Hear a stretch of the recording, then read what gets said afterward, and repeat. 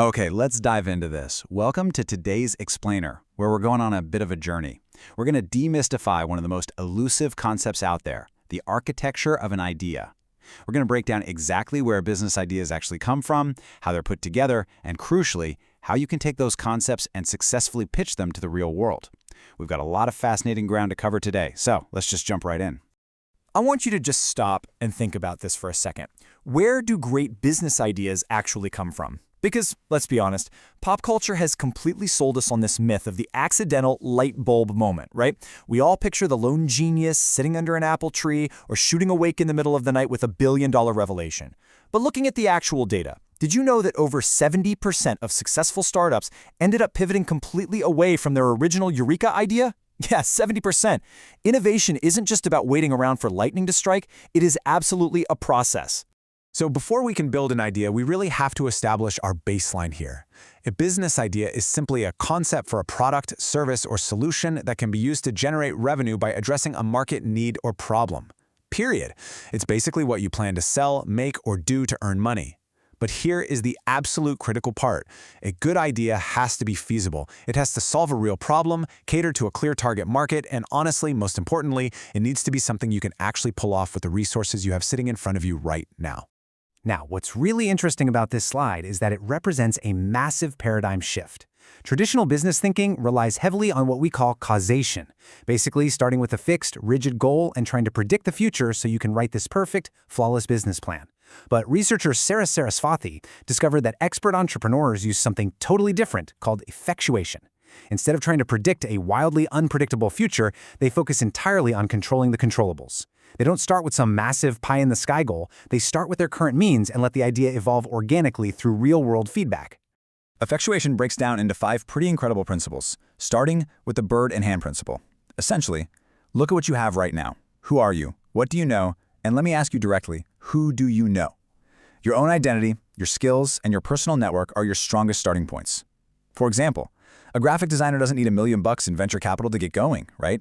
They can launch a freelancing studio literally today, just using the design tools they already own and tapping into the professional connections they already have. Start with the bird in your hand. Okay, the second principle is affordable loss. Instead of betting the entire farm on a wild guess, you take small, calculated steps. You only risk what you can literally afford to lose.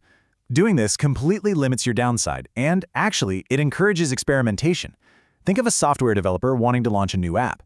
Instead of spending 2 grueling years and draining their life savings to build a flawless platform, they just create a simple, low-cost version using free tools. Why?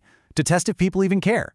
If it fails, hey, the loss is tiny. If it succeeds, you build on it.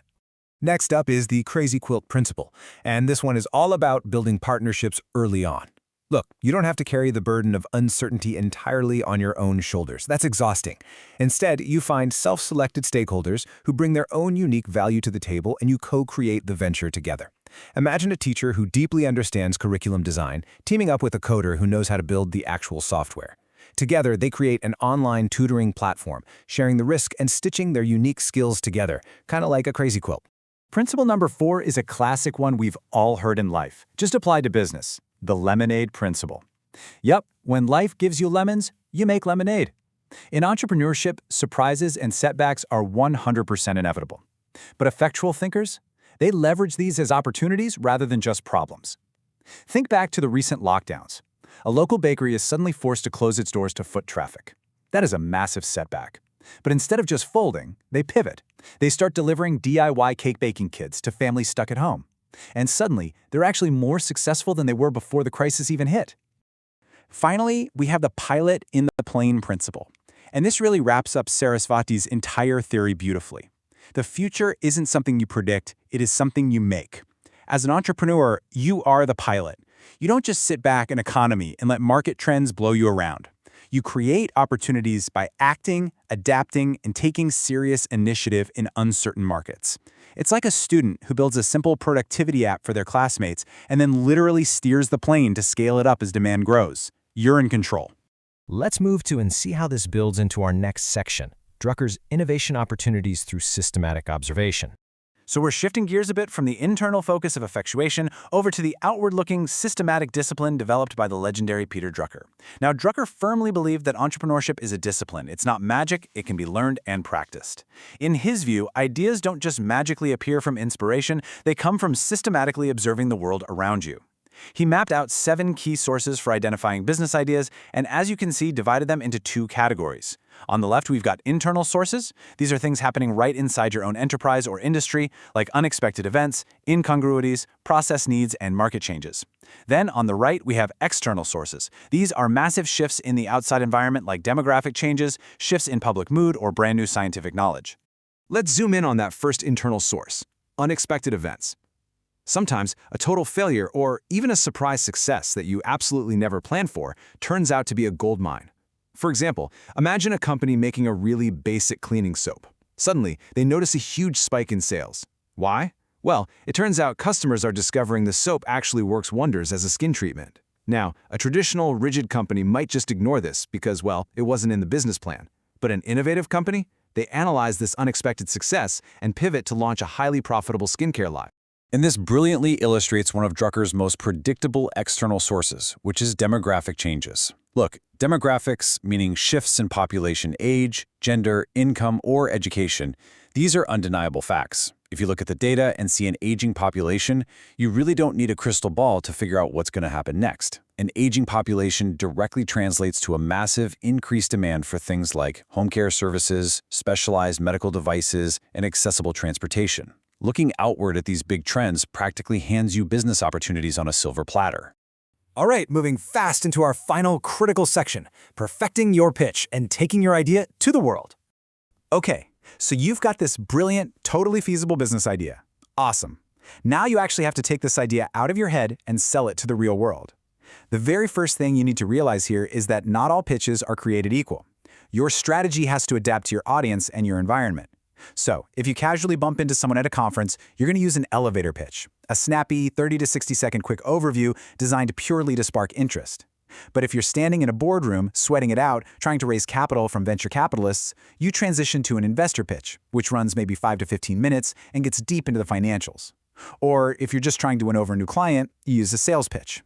The whole framework changes based entirely on who is sitting across the table from you. Regardless of the format, though, there are a few essential pitching strategies you absolutely must employ. First off, know your audience. Investors care deeply about return on investment, while an NGO is going to care way more about social impact. Second, you have to hook the listener immediately. Please don't start with a boring history of your company. Start with a punch. Say something like, every 60 seconds, $1.2 million is lost to cybercrime. Boom, that grabs them. You also need to clearly highlight the market opportunity. Use incredibly clean visual aids, no giant walls of text, please, and prove you have early traction, like casually mentioning you already have 5,000 active users. And finally, and I literally cannot stress this enough, never leave them guessing. Be crystal clear about your ask. Tell them exactly what you want. Say, we are raising $100,000 for 10% equity. So the crucial point is exactly how you structure all this information so your pitch becomes undeniable. The ultimate takeaway formula for articulating your value proposition is the NABC framework. Here's how it goes. N stands for need. What is the significant customer or market need you're actually addressing? A is for approach. What is your unique solution to that need? B is for benefits. What are the specific, tangible advantages of your approach? And C is for competition. Why is your solution fundamentally better than the existing options out there? I promise you, if you can confidently answer the N, A, B, and C, you've got a pitch that can literally move mountains. Wow, we've covered a lot of ground today, haven't we? From the structured, analytical observation of Peter Drucker to the highly adaptable, action-oriented mindset of effectuation, all the way through to that powerful NABC pitching framework. So I want to leave you by bringing this whole thing full circle, right back to the bird in hand principle we talked about earlier. I want you to look at your own life, your own skills, and your own network. What is the one resource you already possess that could become your first business idea today? Remember, the future isn't predicted, it's made. So get out there and make it. Thanks so much for joining me on this explainer, and I'll catch you next time.